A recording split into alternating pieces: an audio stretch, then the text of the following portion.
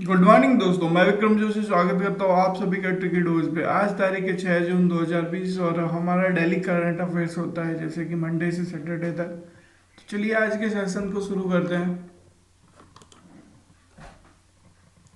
Session में हम सबसे पहले बात करते हैं ओवरव्यू के बारे में। तो आज के ओवरव्यू को देखें तो सबसे पहले हम बात करेंगे वर्ल्ड एनवायरनमेंट डे पे कुछ डेटा आया है यूएस गवर्नमेंट के द्वारा, उसकी बात करेंगे। उसके बाद में आरबीआई ने payment infrastructure development fund launch किया, उसकी बात करेंगे। गवर्नमेंट ऑफ इंडिया ने टुलिप नाम से प्रोग्राम लॉन्च किया, उसकी बात करेंगे। छत्तीसगढ़ गवर्नमेंट ने पुलिस के लिए एक संपादन नाम से कैंपेन चलाया, उसकी बात करेंगे। और वर्ल्ड इकोनॉमिक फोरम ने एक समिट होस्ट किया, उसकी बात करेंगे।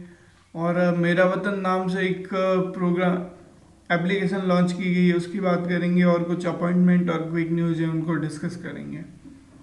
बढ़ते हैं पहली न्यूज़ की तरफ। वर्ल्ड एनवायरनमेंट डे 2020 यानी कि दोस्तों कल जो वर्ल्ड एनवायरनमेंट डे मनाया गया उस पर एक शॉकिंग डेटा रिलीज किया गया है यूएस गवर्नमेंट के द्वारा। और भी कई ऑर्गेनाइजेशन ने इस डेटा को सपोर्ट किया है, उसकी बात करेंगे। वैसे दोस्तों हमने देखा कि कोरोना वायरस आउटब्रेक के कारण हमें कई पॉजिटिव इम्पैक्ट दिखे एनवायरनमेंट पे, जैसे बायोडाइवर्सिटी और नेचर ने अपने आप को हील करना शुरू किया। ओजोन लेयर अपने आप रिकवर हो गई। और इसके अलावा हमने सोचा कि कार्बन डाइऑक्साइड के ग्लोबल इमिशन पे भी फर्क पड़ेगा, लेकिन दोस्तों ऐसा नहीं है। जानते हैं इसके बारे में। और दोस्तों कार्बन डाइऑक्साइड के इमिशन में कितना रेज हुआ उसके बारे में बात करेंगे। तो पिछले साल मई 2019 में कार्बन डाइऑक्साइड के इमिशन 14.8 पार्ट पर मिलियंस था, जो कि इस साल बढ़ के 417 हो गया है, यानी कि दोस्तों 414 से 417 हो गया है। अगर हम पीपीएम की बात करें तो ये एक यूनिट होती है जिससे हवा की शुद्धता नापी जाती है, यानी कि हवा के 1 मिलियन पार्ट्स में कितने पार्ट्स कार्बन डाइऑक्साइड्स के हैं। तो दोस्तों ये मई 2019 में 417 थे, जो कि बढ़कर मई 2020 में 417 हो गए हैं। अगर हम बात करें कि ये मई महीने में क्यों डेटा निकाला जाता है, तो दोस्तों मई महीने में साल का सबसे पीक कार्बन डाइऑक्साइड इमिशन होता है, यानी कि सबसे ज़्यादा इमिशन कार्बन डाइऑक्साइड का मई महीने में होता है। यह डेटा रिकॉर्ड किया जाता है एक हवाई की एक ऑब्जर्वेटरी है, मोना लोआ ऑब्जर्वेटरी, जो कि कार्बन डाइऑक्साइड के इमिशन के डेटा रिकॉर्ड का ही काम करती है। तो इस ऑब्जर्वेटरी के द्वारा ये डेटा रिकॉर्ड किया गया और इसको अनाउंस किया गया नेशनल ओशियोनोग्राफिक एंड एटमॉस्फेरिक एडमिनिस्ट्रेशन और Scripps institution of ओशियोनोग्राफी at the university of California के द्वारा। जानते हैं कि अगर हमने लॉकडाउन रखा, सब चीज़ों पे कंट्रोल रखा, कार्बन इमिशन नहीं किया, तो भी कार्बन डाइऑक्साइड का डेटा बढ़ा कैसे, उसके बारे में बात करेंगे। तो कार्बन डाइऑक्साइड की बात करें तो दोस्तों हमने काफ़ी हद तक कार्बन डाइऑक्साइड के एमिशन को कम किया, जैसे कि पीक लॉकडाउन में सिर्फ 26% कार्बन डाइऑक्साइड का एमिशन हुआ। लेकिन जो अदर फैक्टर्स थे, जो ग्लोबल और नेचुरल वेरिएशन हुआ है, वो जो प्लांट और सॉइल कैसे रिएक्ट करती है टेम्परेचर के लिए, ह्यूमिडिटी के लिए, और अदर फैक्टर्स थे जो नेचुरल सोर्सेज के कारण ये कार्बन डाइऑक्साइड का एमिशन बढ़ गया। बढ़ते हैं अगली न्यूज़ की तरफ। आरबीआई ने लॉन्च किया एक पेमेंट इंफ्रास्ट्रक्चर डेवलपमेंट फंड। दोस्तों पेमेंट के जो इंफ्रास्ट्रक्चर है उसको डेवलप करने के लिए ये फंड प्रोवाइड करवाया गया है आरबीआई के द्वारा। और इसमें इनका कहना है कि ये जो टियर 3 से टियर 6 की सिटीज़ है और जो इंडिया का स्पेशली नॉर्थ ईस्ट रीजन है, उन स्टेट्स को प्रोवाइड करवाया जाएगा ये फंड। और इंडिया का जो पेमेंट इंफ्रास्ट्रक्चर है उसको डेवलप किया जाएगा, ताकि इंडिया में जो ये ग्लोबल क्राइसिस के कारण जो लिक्विडिटी में डाउनफॉल आया है उसको रिकवर किया जा सके। इसको फिजिकली और डिजिटली दोनों मोड में चलाया जाएगा। और दोस्तों बात करते हैं इसके बारे में, तो ये रिजर्व बैंक ऑफ इंडिया द्वारा 250 करोड़ का फंड प्रोवाइड किया जाएगा। और इसके अलावा जो कार्ड इश्यूइंग बैंक है, जो कि बैंक है जो कार्ड इश्यू करते हैं, और जो कार्ड नेटवर्क ऑपरेटिंग कंपनी जैसे कि ये अपनी मास्टर, वीज़ा कार्ड और ये जो कंपनीज है, ये आधा फंड प्रोवाइड करवाएगी। जानते हैं आरबीआई के बारे में। अगर हम आरबीआई की बात करें तो हेडक्वार्टर मुंबई में है, और एस्टेब्लिशमेंट की बात करें तो 1 अप्रैल 1935 को हुआ। गवर्नर की बात करें तो शक्तिकांत दास जी हैं, और करेंसी इंडियन रुपीज अपने को पता ही है। बढ़ते हैं अगली न्यूज़ की तरफ।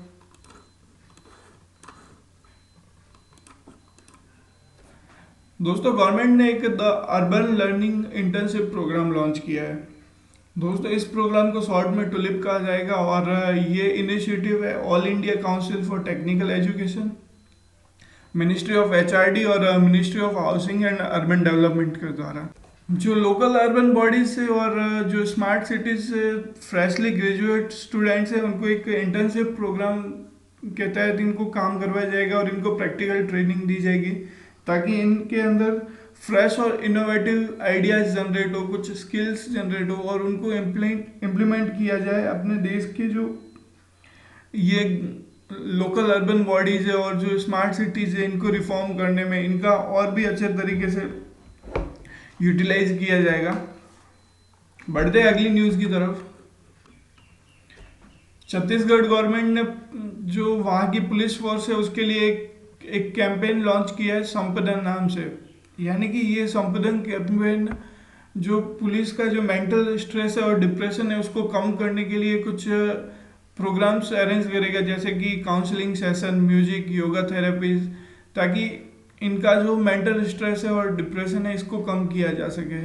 दोस्तों गवर्नमेंट का कहना है कि पिछले 2 साल में 50 से ज़्यादा सुसाइड किए गए हैं पुलिस फोर्स के द्वारा।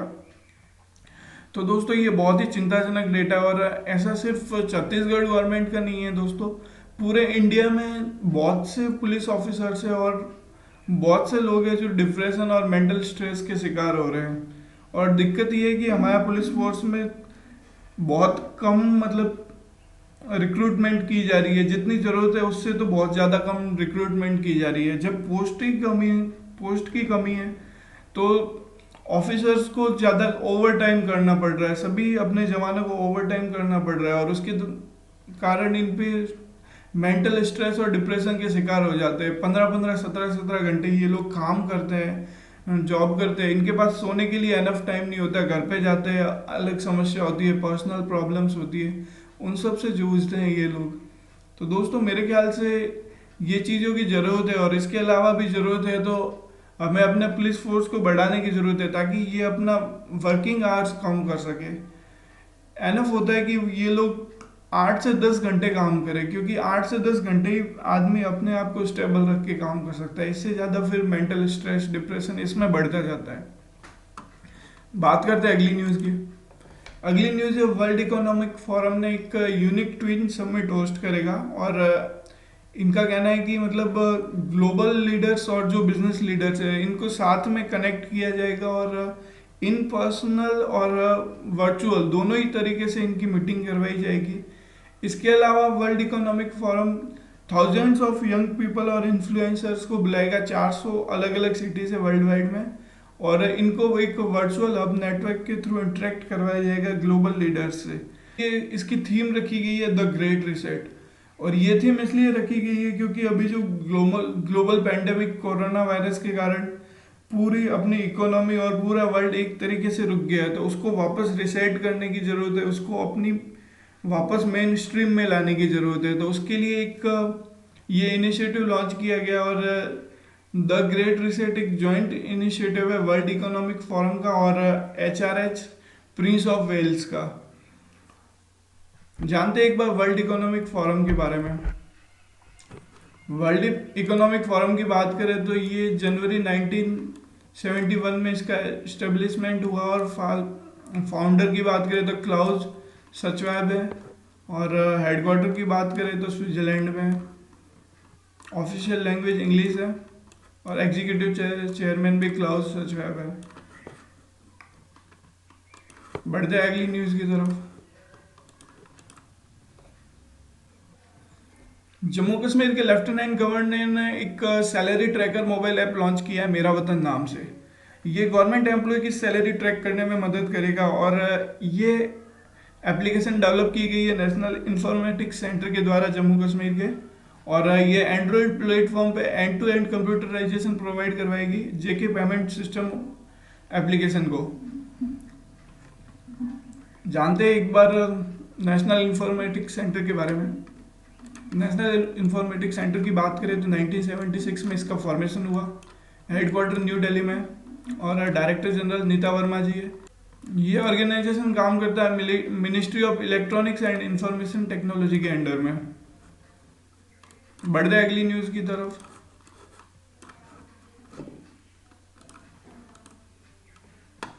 अगली न्यूज़ की बात करें तो कंपटीशन कमीशन ऑफ इंडिया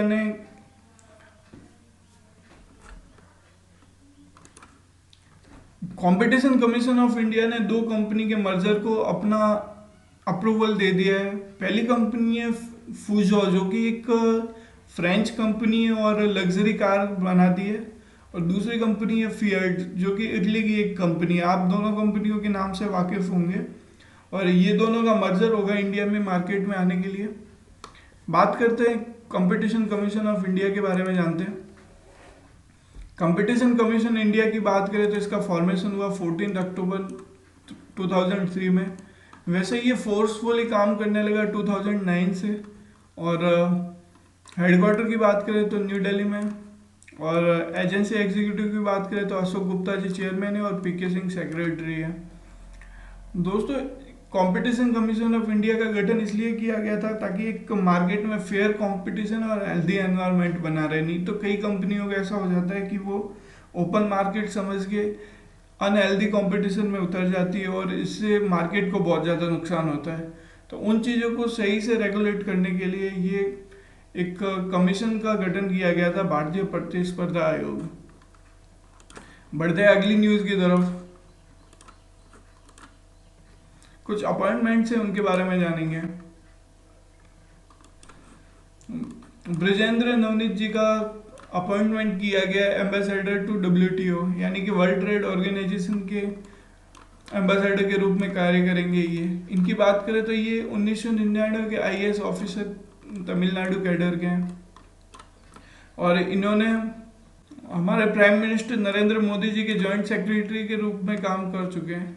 और दोस्तों, एक और अपॉइंटमेंट हुई है नवनीत जी के अलावा अनवर हुसैन जी की, जो कि काउंसलर के रूप में कार्य करेंगे PMI to WTO। World Trade Organization के बारे में जानते हैं। फॉर्मेशन हुआ 1 जनवरी 1995 को, और हेडक्वार्टर की बात करें तो स्विट्जरलैंड में, जिनेवा में, और मेंबरशिप की बात करें तो 164 मेंबर स्टेट है। ऑफिशियल लैंग्वेज की बात करें तो इंग्लिश, फ्रेंच और स्पेनिश बोली जाती है। डायरेक्टर जनरल की बात करें तो रॉबर्टो अजेवेडो जी हैं। बढ़ते अगली न्यूज़ की तरफ। राजीव टोपन जी को अपॉइंट किया गया senior advisor to executive director of World Bank. World Bank के जो एग्जीक्यूटिव डायरेक्टर है उनके सीनियर एडवाइजर के रूप में काम करेंगे राजीव टोपन जी। अगर इनकी बात करें राजीव टोपन जी की, तो ये पर्सनल सेक्रेटरी के रूप में काम कर चुके हैं प्रधानमंत्री नरेंद्र मोदी जी के। 2014 से ये इस ड्यूटी पे थे, और अभी इनको बाहर अपॉइंट किया गया सीनियर एडवाइजर के रूप में एग्जीक्यूटिव डायरेक्टर वर्ल्ड बैंक के। बढ़ते हैं अगली न्यूज़ की तरफ। कुछ क्विक न्यूज़ हैं, उनको डिस्कस करेंगे। दोस्तों, ऑस्ट्रेलिया के प्राइम मिनिस्टर और इंडिया के प्राइम मिनिस्टर का एक वर्चुअल मीट हुआ था 4 जून को, और उसका एक पॉजिटिव इफेक्ट देखने को मिला कि ऑस्ट्रेलिया ने इंडिया को पूरा सपोर्ट किया है न्यूक्लियर सप्लायर ग्रुप में मेंबरशिप के लिए, और यूनाइटेड नेशन के सिक्योरिटी काउंसिल में भी परमानेंट सीट के लिए इंडिया को एक स्ट्रॉन्ग सपोर्ट प्रोवाइड करवाया है।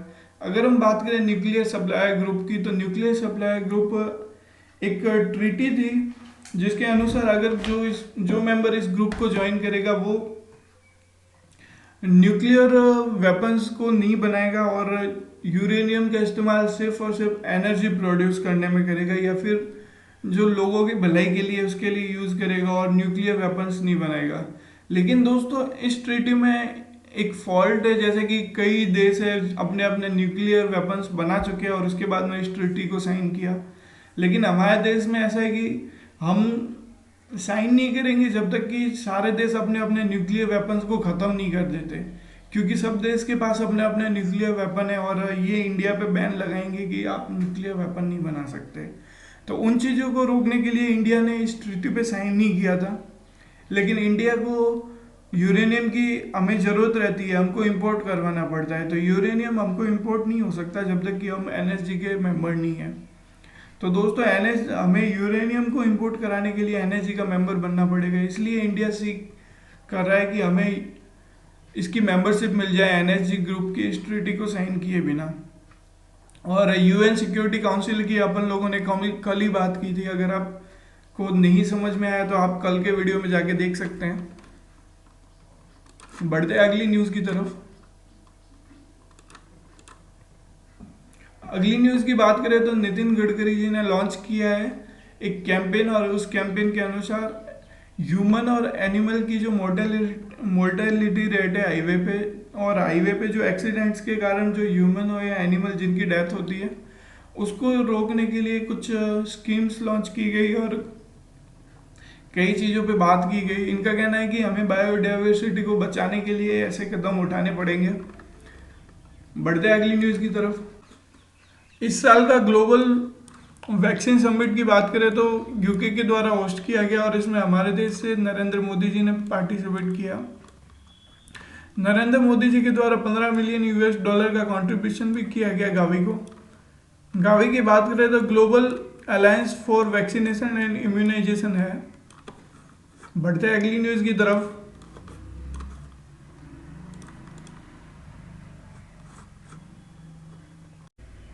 अगली न्यूज की बात करें तो कृतिका पांडे को कॉमनवेल्थ की शॉर्ट स्टोरी में प्राइज मिला है एशिया रीजन की तरफ से।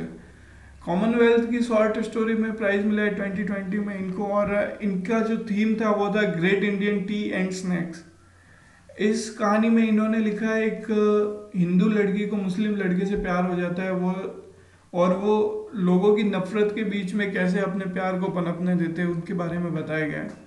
बहुत ही अच्छी कहानी है और बहुत ही अच्छी थीम है मेरे ख्याल से। चलिए बढ़ते हैं अगली न्यूज़ की तरफ। इंडसइंड बैंक ने एक मोबाइल एप्लीकेशन फैसिलिटी प्रोवाइड की है जिसके अंदर आप इंडसइंड बैंक में करंट अकाउंट खोल सकते हैं बिना किसी पेपर वर्क के, और कुछ ही घंटों में आपका अकाउंट खुल जाएगा। और इसके अलावा बात करें तो इन्होंने मल्टीपल प्रोग्राम इंटरफेसेस यूज़ किए हैं, एपीआई बोलते हैं जिनको हम, और केवाईसी के थ्रू डॉक्यूमेंट वेरिफिकेशन होंगे। और इसमें जैसे कि GST, ministry of corporate affairs, national security depository limited, import export code और आधार, इन सबको वेरीफाई किया जाएगा ऑनलाइन ही। बढ़ते अगली न्यूज़ की तरफ।